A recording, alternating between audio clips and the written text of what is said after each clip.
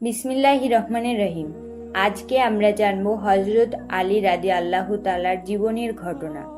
মক্কার ধূলি মলিন পথে এক শিশুর জন্ম হলো, যার নাম রাখা হলো আলী। আলী ইবনে আবি তালিব। এটি ছিল প্রায় 600 খ্রিস্টাব্দের কথা। আলী রাদিয়াল্লাহু তাআলা ছিলেন আবু তালিব ও ফাতেমা বিনতে আসাদের সন্তান। আলীর জীবনের একটি বিশেষত্ব ছিল যে তিনি কাবা শরীফের অভ্যন্তরে জন্মগ্রহণ করেন, যা ইসলামের ইতিহাসে একটি বিরল ঘটনা। আলীর শৈশব কেটেছে রাসূলুল্লাহ সাল্লাল্লাহু সাল্লামের ঘরে। আবু তালিবের অর্থনৈতিক সংকটের সময় রাসূলুল্লাহ সাল্লাল্লাহু সাল্লাম তার ভাইয়ের বোঝা কমাতে আলীকে নিজের কাছে নিয়ে আসেন। ছোট্ট আলী তার চাচাতো ভাই মোহাম্মদ সাল্লাল্লাহু সাল্লাম এর সান্নিধ্যে বড় হন। তার চরিত্রের আলোতে নিজেকে গড়ে তোলেন। যখন আলীর বয়স মাত্র 10 বছর, তখন রাসূলুল্লাহ সাল্লাল্লাহু সাল্লামের কাছে আল্লাহর ওহী নাজিল হয়। আলী ছিলেন প্রথম পুরুষ যিনি রাসূলুল্লাহ সাল্লাল্লাহু সাল্লামের ডাকে সাড়া দিয়ে ইসলাম গ্রহণ করেন। তিনি বলেছিলেন, ইয়া রাসূলুল্লাহ, আমি আপনার সঙ্গে আছি। এই কথা ছিল এক শিশুর অটল ঈমান। মক্কার কুরাইশরা যখন রাসূলুল্লাহ সাল্লাল্লাহু সাল্লামের বিরুদ্ধে ষড়যন্ত্র শুরু করে, তখন আলী রাদিয়াল্লাহু তাআলা তার জীবন বাজি রেখে রাসূলের পাশে দাঁড়ান। একটি ঘটনা বিশেষভাবে উল্লেখযোগ্য।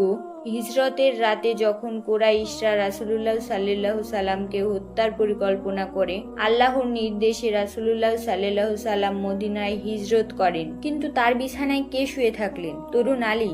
তিনি জানতেন কুরাইশরা তাকে হত্যা করতে পারে, তবু তিনি রাসূলুল্লাহ সাল্লাল্লাহু সাল্লামের বিছানায় শুয়ে তাকে নিরাপদে যাওয়ার সুযোগ করে দেন। সকালে কুরাইশরা যখন আলীকে দেখল, তারা হতবাক হয়ে গেল। এই ঘটনা আলীর সাহস ও আল্লাহর প্রতি ভরসার প্রতীক হয়ে রইল।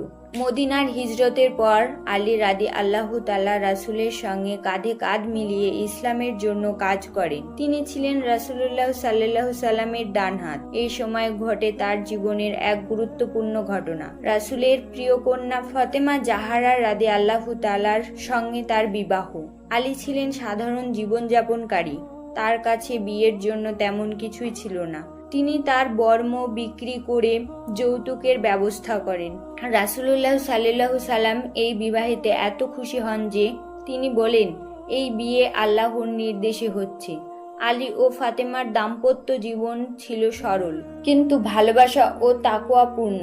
তাদের ঘরে জন্ম নেন হাসান, হুসাইন, জয়নার ও উম্মে কুলসুম।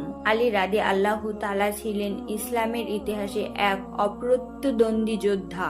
বদর, উহুদ, খন্দক প্রতিটি যুদ্ধে তার তরবারি ইসলামের পতাকা উড্ডীন করেছে। বদরের যুদ্ধে তরুণ আলী একাই কুরাইশদের অনেক বীরকে পরাজিত করেন। খন্দকের যুদ্ধে তিনি ওমর ইবনে আবদুহ নামক কুরাইশের শক্তিশালী যোদ্ধাকে পরাজিত করেন, যা যুদ্ধের মোড় ঘুরিয়ে দেয়। রাসূলুল্লাহ সাল্লাল্লাহু সাল্লাম বলেছিলেন, আলীর এই একটি আঘাত সমগ্র মুমিনদের ইবাদতের চেয়েও মর্যাদাপূর্ণ।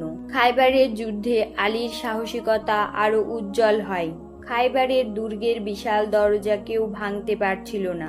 আলী একাই সেই দরজা উপড়ে ফেললেন, যা কয়েকজন মানুষ মিলেও তুলতে পারত না। এই ঘটনা তার শারীরিক ও আধ্যাত্মিক শক্তির প্রমাণ। আলী রাদিয়াল্লাহু তাআলা শুধু যোদ্ধাই ছিল না, তিনি ছিলেন জ্ঞানের এক অতল সমুদ্র। রাসূলুল্লাহ সাল্লাল্লাহু সাল্লাম বলেছিলেন, আমি জ্ঞানের শহর আর আলী তার দরজা। তিনি কুরআনের তাফসির, হাদিস, ফিকহ ও বিচার ব্যবস্থার আগাধ পাণ্ডিত্যের অধিকারী ছিলেন। তার বাণী ও উপদেশ যা পড়ে নাহজুল বালাগা নামে সংকলিত হয়, আজও মুসলিমদের জন্য পথপ্রদর্শন। তিনি বলতেন, জ্ঞান ছাড়া জীবন অন্ধকার। রাসূলুল্লাহ সাল্লাল্লাহু সাল্লাম এর উফায়াতের পর আলী রাদিয়াল্লাহু তাআলা চতুর্থ খলিফা হিসেবে দায়িত্ব গ্রহণ করেন। তার শাসনকাল ছিল অশান্তির সময়, কারণ মুসলিমের উম্মাহর মধ্যে বিভেদ দেখা দেয়। তিনি জামাল ও সিফফিনের যুদ্ধের নেতৃত্ব দেন, কিন্তু তার লক্ষ্য ছিল মুসলিমদের ঐক্য রক্ষা করা। তিনি ন্যায় বিচার ও সমতার পক্ষে অটল ছিলেন। তার শাসনামলে তিনি দরিদ্রদের প্রতি বিশেষ দৃষ্টি দিতেন এবং ধনী দরিদ্রের মধ্যে কোনো পার্থক্য করতেন না। 661 খ্রিস্টাব্দে কুফার মসজিদে নামাজ পড়ার সময় ইবনে মুলজাম নামক এক খারিজি তাকে বিষাক্ত তরবারি দিয়ে আঘাত করে। আলী রাদিয়াল্লাহু তাআলা দুদিন পর শাহাদাত বরণ করেন। তার শেষ কথা ছিল, আমি সফল হয়েছি, আমার প্রভুর কাছে যাচ্ছি। তার শাহাদত মুসলিম বিশ্বে এক গভীর শূন্যতা সৃষ্টি করে। হযরত আলীর জীবনে ছিল সাহস, জ্ঞান, ধৈর্য ও ঈমানের এক অপূর্ব সমৃদ্ধ। তিনি ছিলেন রাসূলের সবচেয়ে কাছের সঙ্গী, ফাতেমার স্বামী, হাসান ও হুসাইনের পিতা। তার জীবন আমাদের শেখায় কিভাবে দুঃখ কষ্টের মাঝে আল্লাহর পথে অটল থাকতে হয়। তার বাণী ও কাজ আজও মুসলিমদের হৃদয়ে আলো জ্বালায়। আরও নতুন নতুন ইসলামিক ভিডিও পেতে চ্যানেলটিকে সাবস্ক্রাইব করুন।